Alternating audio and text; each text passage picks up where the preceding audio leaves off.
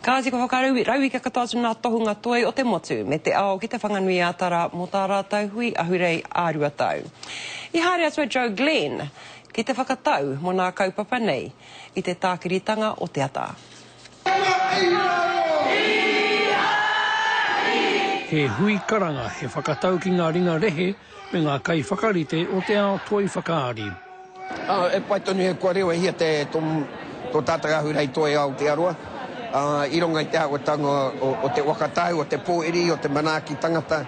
I whakawātea hea te ātāmira ki ngā reo o te ao, me wāna tau waiata.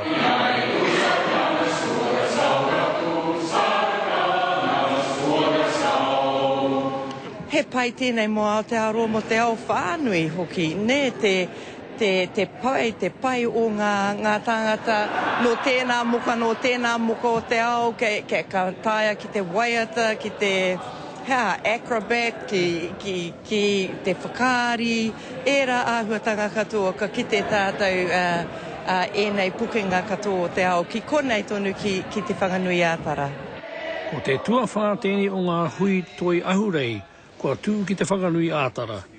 He hui hei whakahihi ma te ao Māori i ona pukenga ki roto o ngā mahi ata ane rore. He hui whakahirahira rawa atu i te mea ko ngā mahi toi o te ao ka whakaaturia i konei i te whanganui ātara. Ka tuwhera ko ngā kaupapa whakaari a te iwi hainamana i te pōnei. Hei te paunga o te marama o maihe e tū mai nei, ka kapi ngā whakaaturanga.